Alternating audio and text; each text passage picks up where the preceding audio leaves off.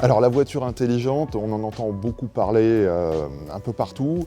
Dans l'imaginaire collectif, souvent on pense que la voiture devient de plus en plus intelligente grâce à des technologies comme l'intelligence artificielle. C'est vrai, typiquement, elles permettent de conduire une voiture toute seule. C'est vrai. Pour moi, finalement, l'intelligence de la voiture, elle se manifeste plus dans l'adéquation qu'a la voiture avec les grandes contraintes de l'humanité. Typiquement, les voitures de demain devront être plus économes en énergie. La façon la plus astucieuse, la plus intelligente de rendre une voiture économe en énergie, c'est tout simplement de l'alléger et de la rendre plus aérodynamique. Il ne faut pas oublier non plus, en amont de l'usage, toute la phase de production qui peut être très énergivore. Et puis évidemment, il y a toute la phase après le cycle de vie, en fin de cycle de vie.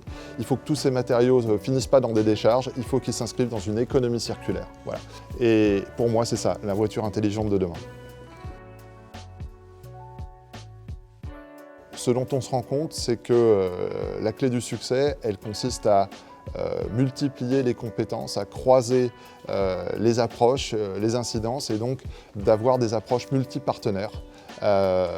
C'est typiquement ce qu'on a pu faire par le passé sur des véhicules comme Eolab, où on a multiplié les partenariats, avec Saint-Gobain notamment, pour avoir des objets les plus cohérents possibles, qui soient plus aérodynamiques, plus légers, mais qui ne transigent pas sur les grandes contraintes de base qui font l'attractivité du produit.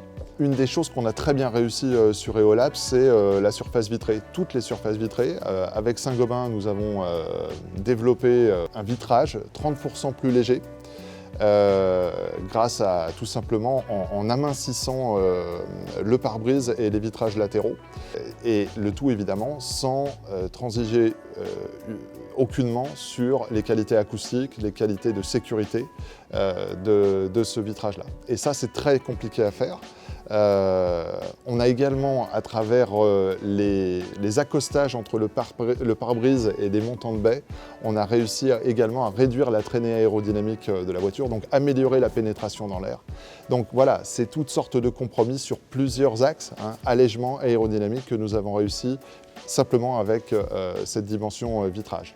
Clairement, sur cette innovation Eolab, Saint-Gobain a eu un impact sur Renault et je crois savoir que Renault a également eu un impact en retour qui a duré bien au-delà de l'innovation, qui dure encore aujourd'hui.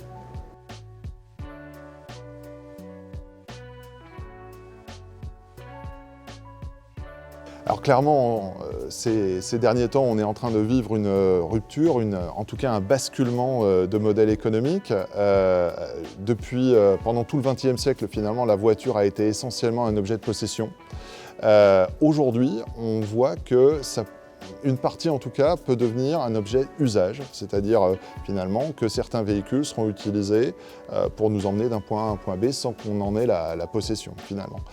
Maintenant, ces objets-là nécessitent de repenser le développement. On ne pense pas une voiture possession comme on pense un véhicule usage. Donc évidemment, ça c'est un moment extraordinairement intéressant parce que tout est à repenser, tout est à réinventer. Et de nouveau, il faut qu'on mette en place des équipes qui fassent ces alliages de compétences intelligents pour penser ces véhicules de demain.